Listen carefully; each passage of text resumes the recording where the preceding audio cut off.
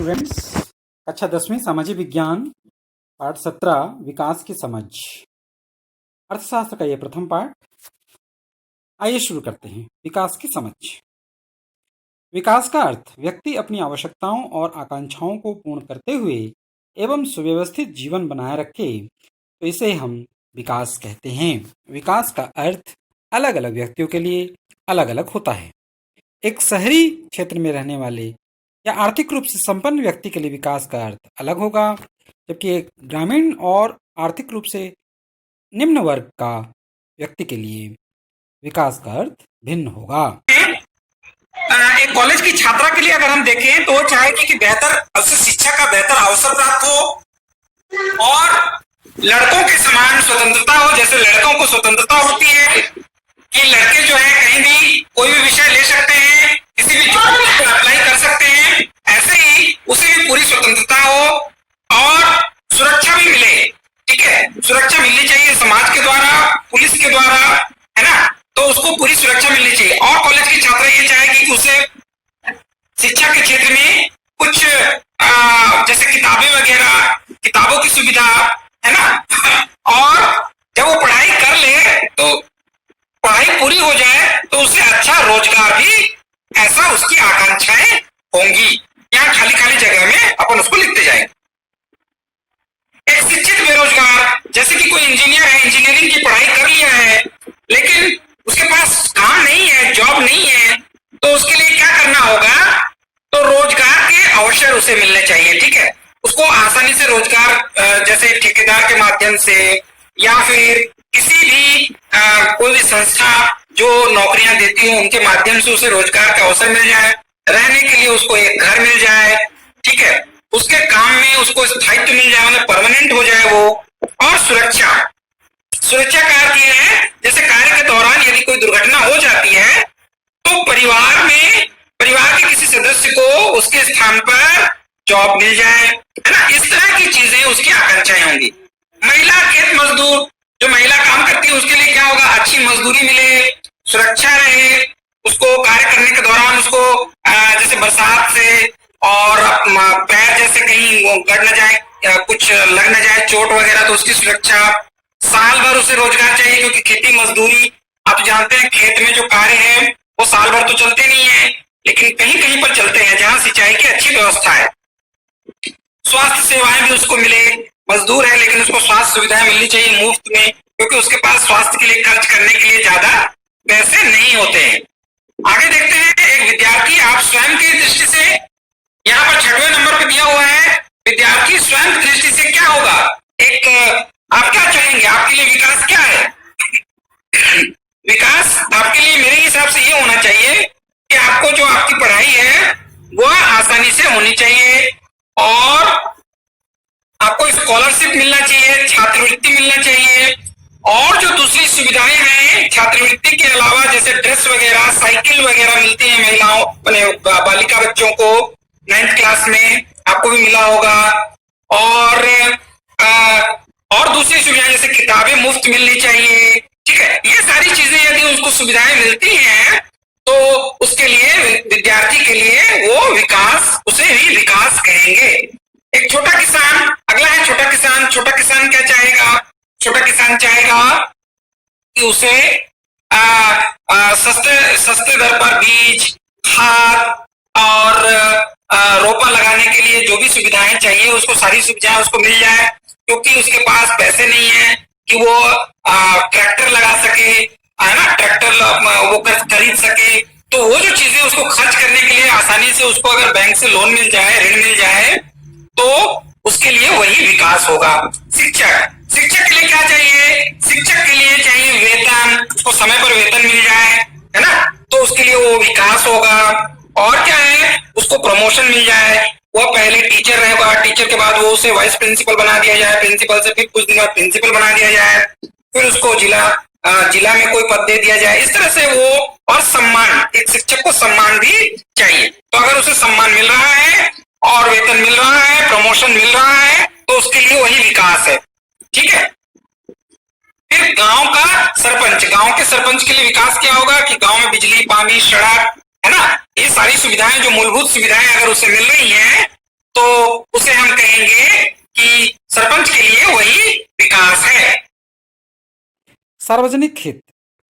सार्वजनिक हित का शाब्दिक अर्थ है सभी लोगों का हित। सार्वजनिक सुविधाएं जैसे कि निशुल्क शिक्षा, एमडीएम, मिड डे मील, मध्याह्न भोजन जो कक्षा 8वीं तक के बच्चों के लिए यह सुविधा सरकारी विद्यालयों में दी जाती है। बिजली, पानी, छात्रवृत्ति, सड़क, बस स्टैंड, रेलवे स्टेशन, चिकित्सा सुविधा, सार्वजनिक वितरण प्रणाली, स्वच्छता इत्यादि सुविधाएं सार्वजनिक सुविधाओं के अंतर्गत शामिल होती हैं। सभी लोगों तक इन सुविधाओं को सुनिश्चित करना जिससे सभी लोगों को इसका लाभ मिल सके, देश के विकास का लक्ष्य सार्वजनिक हित होता है और यह जिम्मेदारी सरकार की होती है कि यह सार्वजनिक सुविधाएं समस्त लोगों को समान रूप से प्राप्त हों। उद्योगों की स्थापना के लिए सार्वजनिक हित का ध्यान रखना। जब भी नए उद्योगों की स्थापना होती है तो इन सार्वजनिक हितों का ध्यान रखा जाता है। जैसे कि पहला, बंजर भूमि का प्रयोग। हमने कृषि भूगोल के कृषि भाग में ये देखा है कि कृषि उद्योगों की स्थापना बंजर भूमि, ऐसी भूमि जहां पर कृषि संभव नहीं है, वहां पर लगनी चाहिए जिससे वह भूमि का प्रयोग हो सके और वन भूमि या कृषि भूमि का उपयोग होने से बचा जा सके। कृषकों को बेरोजगार न करना।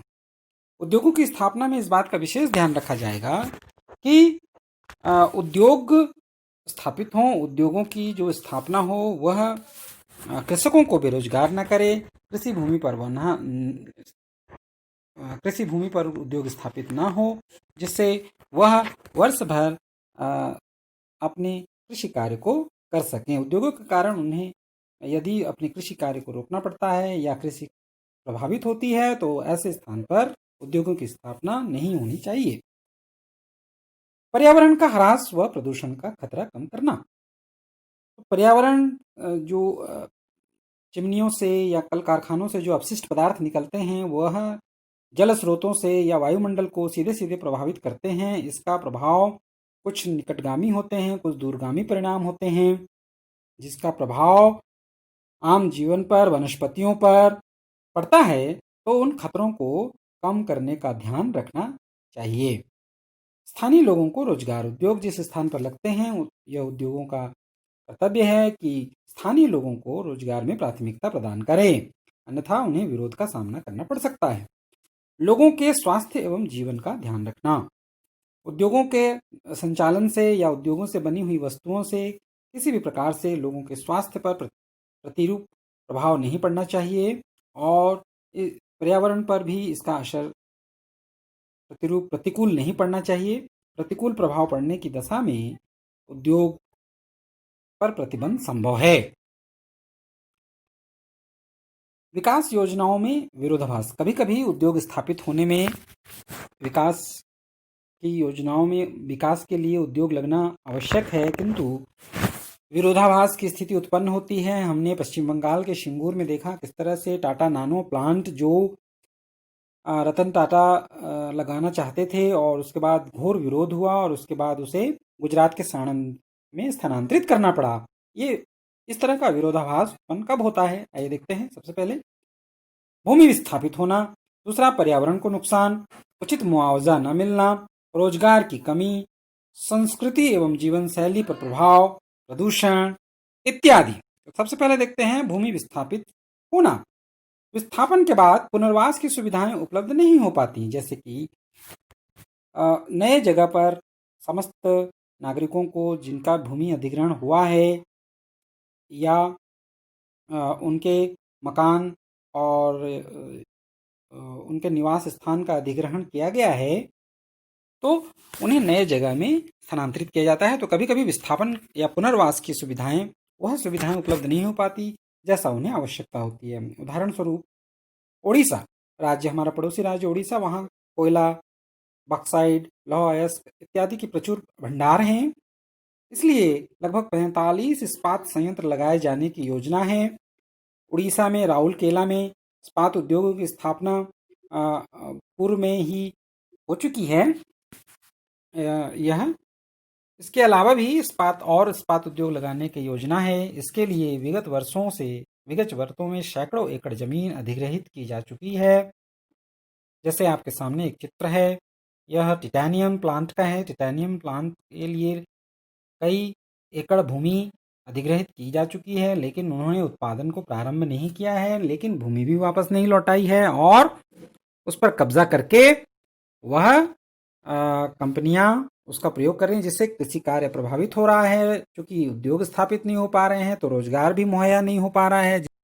भूमि अधिग्रहित किए थे, तो भूमि अधिग्रहित होने के बाद भी अभी तक वह प्लांट किन्हीं कारणों नहीं लग पाया है, तो विस्थापित की समस्या उत्पन्न हो रही है। क्योंकि जमीन तो कब्जे में ले ली गई है और उसको घेर लिया गया है, और लेकिन उत्पादन प्रारंभ नहीं हुआ, या कंपनी जो है वो किन्हीं कारणों लटका पड़ा है। कोई मामला कोर्ट में है, कोई विरोध के कारण, इस तरह से वो अटका पड़ा है।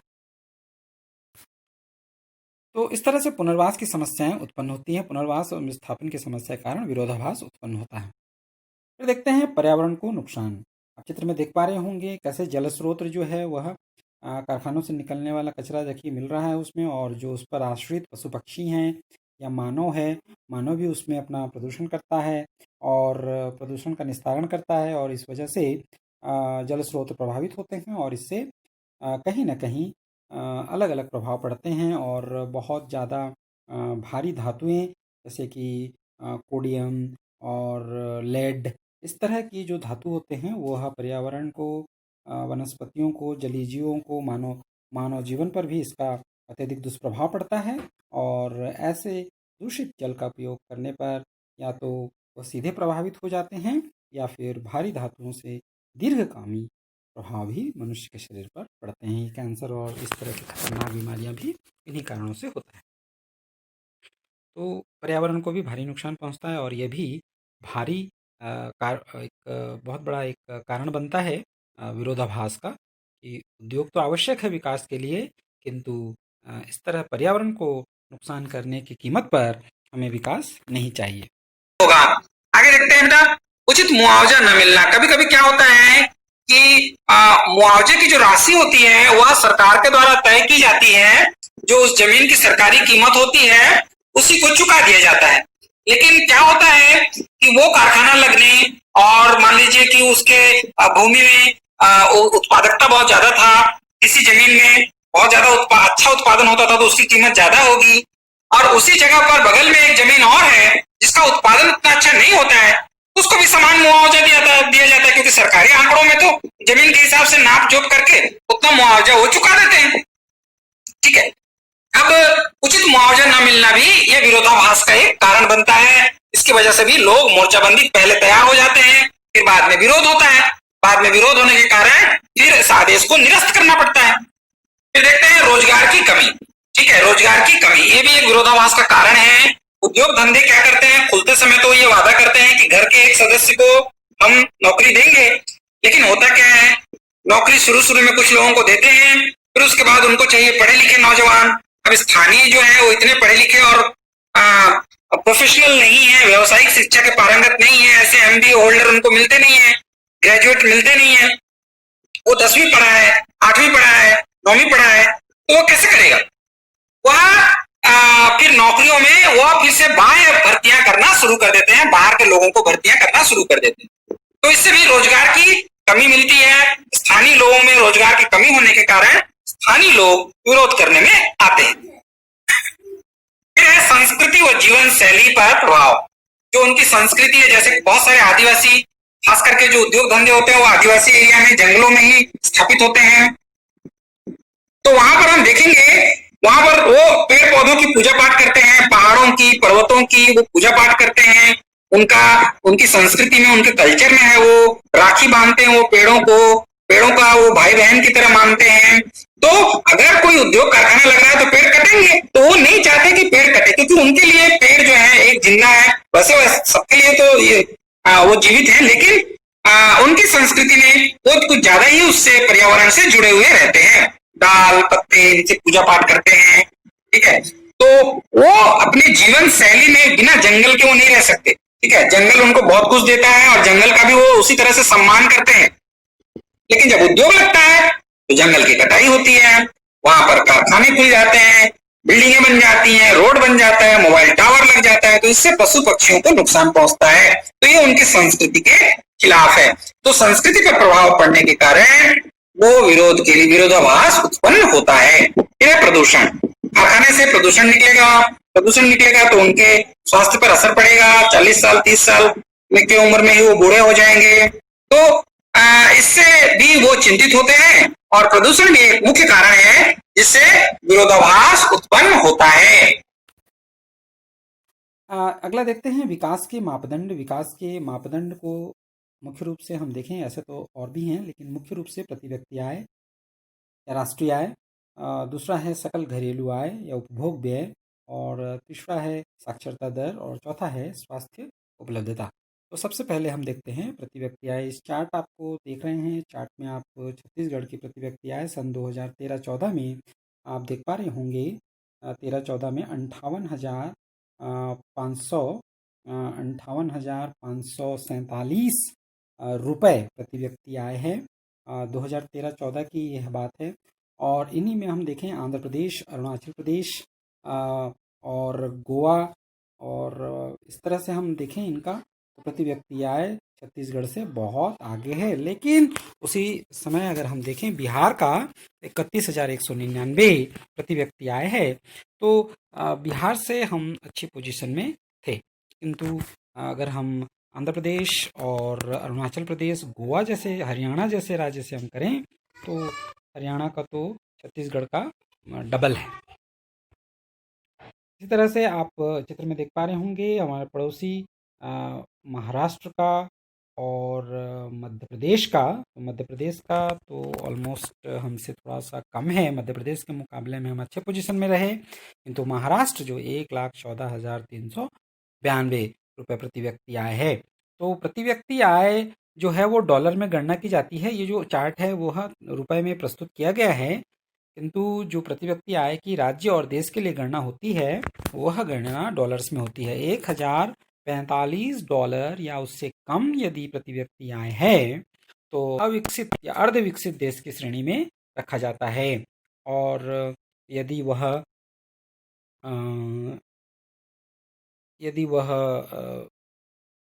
$1,200 या उससे अधिक का है तो उसे हम उन्नत या विकसित देशों की श्रेणी में रखते हैं। तो इस प्रकार से हम देखें 12-13 में तो पंजाब, हरियाणा सब ये सब बहुत ही आगे हैं। तमिलनाडु भी अच्छी पोजीशन में है। लेकिन यदि हम मध्य प्रदेश, बिहार और उत्तर प्रदेश से तुलना करें, यहाँ पर आप देखेंगे उत्तर प्रदेश 36,250 प्रति व्यक्ति आय है। तो इस प्रकार से यदि हम देखें तो इनके तुलना में हम जो हमारे पड़ोसी हैं उसके मुकाबले में हम अच्छी पोजीशन में हैं। लेकिन आंध्र प्रदेश और महाराष्ट्र और इस तरह से अगर हम राज्य को देखें तो यहाँ पर प्रति व्यक्ति आय जो है वो हमसे काफ़ी लगभग दुगुने स्थिति में है। तो प्रति व्यक्ति आय ही एक मापदंड है जो विकास को मापने में कार्य आता है। प्रति व्यक्ति आय होता क्या है, इसको जानने से पहले हमें अब देखना पड़ेगा सकल घरेलू आय। जीडीपी, ग्रॉस डोमेस्टिक प्रोडक्ट, किसी एक वर्ष के दौरान सभी उत्पादित अंतिम वस्तु और सेवाओं के मूल्य को सकल घरेलू आय कहते हैं। जीडीपी सर्वप्रथम अमेरिका के अर्थशास्त्री साइमन ने प्रयोग किया था। इस शब्द का प्रयोग जीडीपी का भारत ने इस प्रणाली को 1950 से अपनाया है और अभी तक अपनाए हुए हैं। जीडीपी में विदेशियों द्वारा देश में अर्जित आय को शामिल किया जाता है, किंतु विदेशों में बसे हुए भारतीय, जिन्हें हम एनआरआई कहते हैं, द्वारा भेजी गई आय को शामिल नहीं किया जाता। जीडीपी किसी विशिष्ट देश के लोगों के जीवन स्तर को निर्दिष्ट करती है, प्रदर्शित करती है। तो जीडीपी जो होता है सकल घरेलू आय, यह वर्ष के दौरान उत्पादित अंतिम वस्तुओं और सेवाओं के कुल मूल्य के बराबर होता है। सकल घरेलू आय किसी देश की गणना करने के लिए अलग अलग विधियां होती हैं स्टूडेंट, जैसे आय विधि, व्यय विधि, औसत भार विधि। इस प्रकार जिस विधि से भी गणना की जाए, जीडीपी को लगभग विश्व के समस्त देश जो है विकास के मापक के रूप में उपयोग करते हैं। भारत 1950 से करते आ रहा है। अब है प्रति व्यक्ति आय। तो प्रति व्यक्ति आय या औसत आय जो होती है किसी राज्य या देश की, उसके लिए सकल घरेलू आय जीडीपी बटे उस देश की या उस राज्य की कुल जनसंख्या। तो इससे क्या होगा, प्रति व्यक्ति आय। प्रति व्यक्ति आय एक अनुमानित राशि होती है, जैसे हमने देखा अभी 53,000 रुपये छत्तीसगढ़ की सन 2012-13 में था। इसका कतई ये अर्थ नहीं है स्टूडेंट्स की हर व्यक्ति के पास 53,000 रुपये वर्ष भर में उसने कमाए नहीं। हो सकता है कोई उससे कम हो और कोई तो बिल्कुल भी कमाई ना हो, लेकिन एक अनुमानित तौर पर अगर कुल आय जो उत्पादन है उस उत्पादन से यदि हम जनसंख्या का भाग लगाएं तो एक व्यक्ति के हिस्से में जितना आता है उसे ही प्रति व्यक्ति आय, राष्ट्रीय आय कहते हैं। और यह यदि जितना ज़्यादा होगा उतना ज़्यादा देश या राज्य अच्छा आर्थिक रूप से संपन्न माना जाएगा।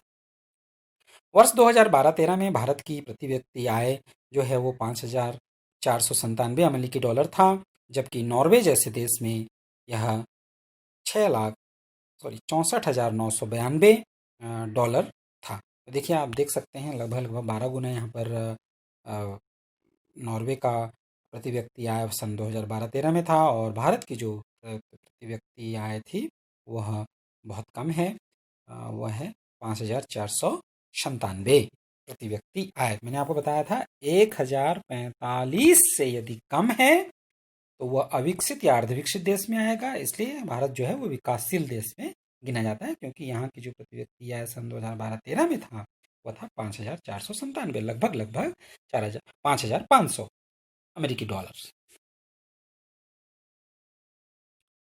प्रति व्यक्ति आय को समझने के लिए हम थोड़ा सा औसत आय को समझने की कोशिश करते हैं।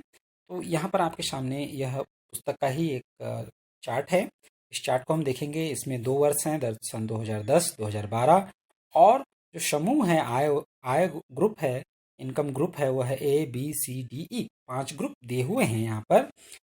हम देखेंगे वर्ष 2010 में जो ए समूह का आय है वह 2,000 रुपये है, बी समूह का 4,000, सी समूह का 5,000, 6,000 डी समूह का है, और अंत में ई समूह का 3,000 रुपये है। तो हम यहाँ देखेंगे सबसे न्यूनतम जो आय है वो ए का है, और सबसे अधिकतम जो आय है वर्ष 2010 में वो है 6,000 रुपये। तो अब जब हम इसका औसत आय निकालेंगे तो यह जो सबसे कम है और सबसे ऊपर है, इनकी ये जो भारी अंतर है, लगभग लगभग 4,000 का अंतर है, यह अंतर कहीं ना कहीं क्या हो जाएगा, ये अंतर जो है ये छुप जाएगा। और इस तरह से हम कह सकते हैं कि औसत आय जो है वो आय के वितरण को, असमान वितरण को कहीं ना कहीं जो है वो छुपा देता है, इनकी इस अंतर को छुपा देता है। अभी हम देखेंगे कैसे। सबसे न्यूनतम वर्ष 2012 और 2010 में ए का आय है।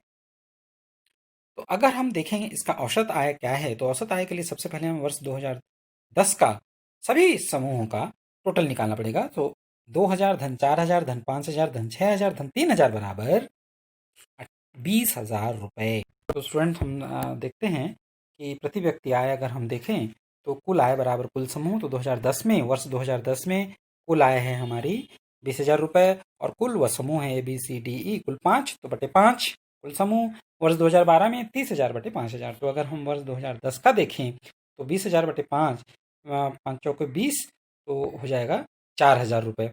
प्रति व्यक्ति आय या औसत आय वर्ष 2010 का जो है वो है 4,000 रुपये। तो यहाँ पर देखेंगे एक न्यूनतम आय 2,000 होने के बावजूद औसत आय प्रत्येक समूह के लिए 4,000, 4,000, 4,000, 4,000 रुपये आया। तो इस प्रकार से हम देखेंगे सबसे अधिकतम होने के बावजूद डी समूह का सबसे अधिकतम 6,000 होने के बावजूद भी उसकी औसत आय जो है 4,000। तो इस तरह से हम देखेंगे असमान वितरण, जो आय का असमान वितरण है वह औसत आय से कहीं ना कहीं छुप जाती है। इसी तरह से 2012 में हम देखें 30,000 रुपये, 30,000 रुपये का बटे पर समूह 5 ही हैं, तो यहाँ पर औसत आय जो है 6,000। तो अधिकतम यहाँ पर 8,000 ई समूह और बी समूह का अधिकतम 8,000 होने के बावजूद भी यहाँ पर उनकी औसत आय 6,000 ही मानी जाएगी। तो ये इस तरह से इसे हम कहते हैं औसत आय या प्रति व्यक्ति आय। अगला है साक्षरता दर। साक्षरता दर 7 वर्ष की आयु या उससे ऊपर के सभी व्यक्तियों के अनुपात को, साक्षर व्यक्तियों के अनुपात को साक्षरता दर कहते हैं। तो साक्षरता दर जिसकी अच्छी होगी वह जो है उतना विकास के मापक के रूप में इसे भी माना जाता है। और हम देखते हैं कि भारत की जो साक्षरता है वह 67.6% और छत्तीसगढ़ की साक्षरता दर 63.6 है। तो कहीं न कहीं यहाँ पर हम देखें तो 4% की यहाँ पर राष्ट्रीय स्तर से हमारा राज्य की तुलना करें तो 4% की कमी है। फिर इसी तरह से बालिका शिक्षा की बात करें और बालिका शिक्षा की बात करें तो भारत की जो दर है वो लगभग कहीं ना कहीं 65% के आसपास है। और छत्तीसगढ़ की बालिका शिक्षा की बात करें तो यह भी लगभग 61% के आसपास है। तो यहाँ पर हम देखें तो वहाँ पर भी छत्तीसगढ़ जो है बालिका शिक्षा के मामले में भी राष्ट्रीय स्तर पर जो है 4% की कमी में है। 4% साक्षरता दर में कमी दर्ज कराता है। अब है स्वास्थ्य उपलब्धता। स्वास्थ्य उपलब्धता भी एक विकास का मापक है।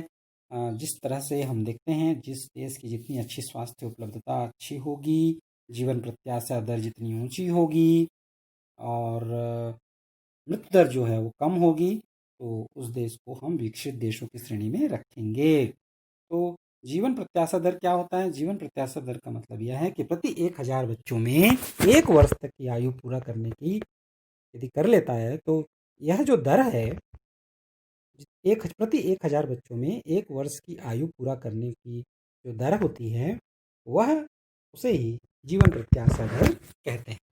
तो जीवन प्रत्याशा दर भी विकास के मापक के लिए इस्तेमाल किया जाता है।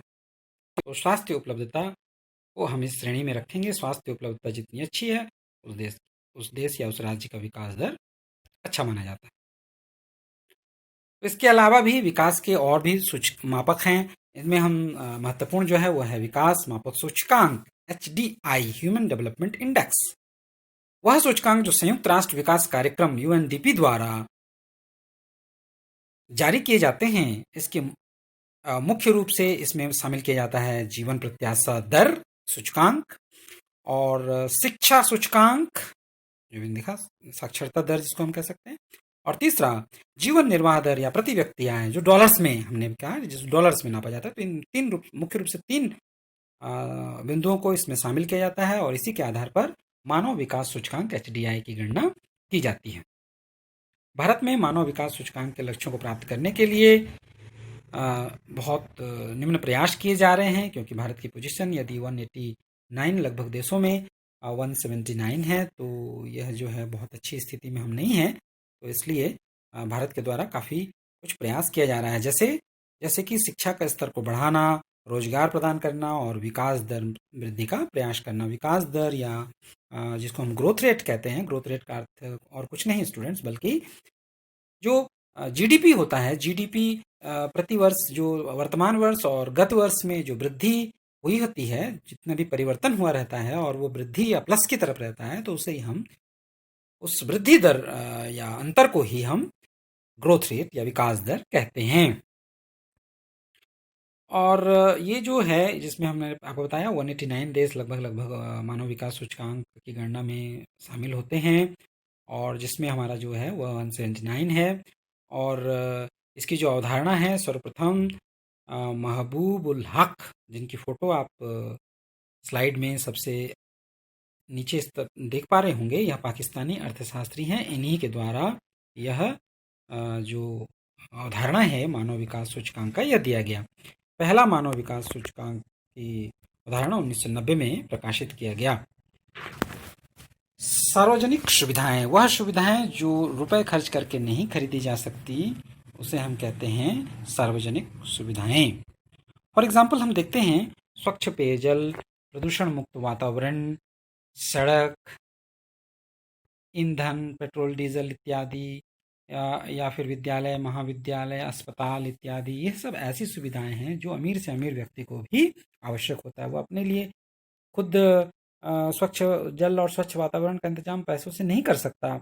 वह अपने घर पे ही स्कूल, अस्पताल सब नहीं खोल लेगा अपने लिए।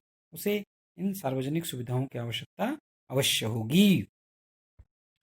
तो सार्वजनिक सुविधाएं इस प्रकार किसी देश या राज्य के विकास के कई मापदंडों में मापा जा सकता है, जिस प्रकार हमने देखा आय, साक्षरता दर, जीवन प्रत्याशा, समाज में पोषण का स्तर जैसे मानकों पर की कसौटी पर खरा उतरने वाला जो विकसित समाज की श्रेणी में रखा जाता है। जो खरा उतरता है उसे विकसित समाज की श्रेणी में रखा जाता है, और जो इस पर खरा नहीं उतरता उसे अर्धविकसित या विकसित देशों की श्रेणी में शामिल किया जाता है।